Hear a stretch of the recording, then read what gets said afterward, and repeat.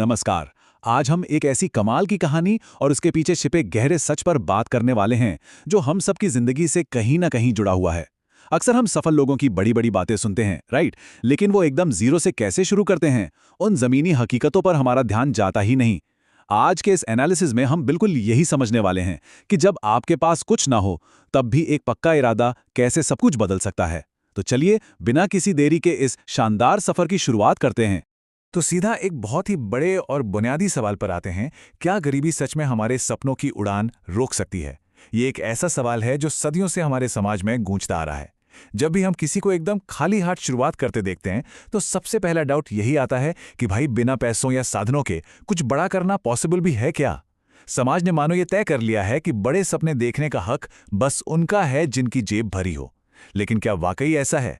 आज की हमारी ये पूरी चर्चा इसी एक सवाल के इर्द गिर्द घूमेगी, जहां हम एक छोटे से लड़के की कहानी के जरिए इस धारणा का टेस्ट करेंगे। चलिए पहले अध्याय से शुरू करते हैं, सपनों की शुरुआत, जहां एक तरफ है भौतिक अभाव और दूसरी तरफ है मानसिक दृढ़ता। अब जरा इस कॉन्ट्रास्ट को देखिए। एक तरफ एकदम कठोर हकीकत है, एक छोटे से लड़के की दुनिया जहां ना पहनने को अच्छे कपड़े हैं, ना खेलने के लिए कोई महंगे खिलौने, बुनियादी सुख सुविधाओं का नामो निशान नहीं है। लेकिन दूसरी तरफ एक ऐसी चीज है जो इन सारी कमियों पर भारी पड़ गई, उसके बड़े सपने। देखिए, कपड़े और खिलौने तो बाहर की चीजें हैं, आज हैं कल टूट जाएंगे या पुराने हो जाएंगे। लेकिन सपने सपने अंदर बसते हैं। जब बाहर सब कुछ खाली होता है ना, तब अंदर पल रहे ये बड़े सपने ही इंसान को आगे धकेलने का इकलौता फ्यूल बन जाते हैं। अब सपनों से एक कदम आगे बढ़ते हैं। भाग 2, मेहनत और संघर्ष और हालात बदलने की वो जबरदस्त जिद।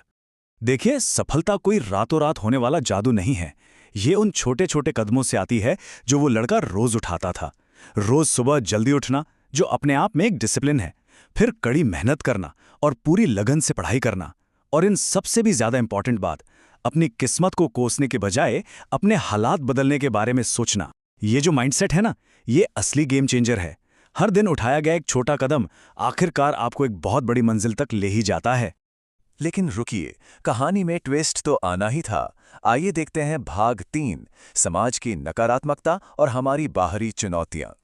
जरा इस लाइन की गहराई को महसूस कीजिए। तू कुछ नहीं कर पाएगा। इमेजिन कीजिए, एक तो आपके पास वैसे ही कुछ नहीं है और ऊपर से आपको रोज रोज समाज से ऐसे ताने सुनने पड़ रहे हैं। ये किसी भी इंसान का हौसला तोड़ने के लिए काफी है। ऐसे कड़वे शब्द अच्छे भलों का कॉन्फिडेंस खत्म कर देते हैं। लोग अक्सर अपनी खुद की नाकामियों के चश्मे से दूसरों की काबिलियत को जज करते हैं, और सच कहूं तो सबसे ज्यादा सपने इसी एक लाइन की वजह से दम तोड़ देते हैं। पर यहीं से शुरू होता है असली मैजिक। भाग 4, अटूट विश्वास का सफर, जो बनी उसकी आत्मविश्वास की ढाल। इतने भारी विरोध और तानों के बावजूद पता है उस लड़की ने क्या किया? उसने रोने या शिकायत करने के बजाय एक हल्की सी स्माइल दी और एकदम चट्टान की तरह डटकर बोला, देख लेना, एक दिन मैं ही अपनी पहचान बनाऊंगा।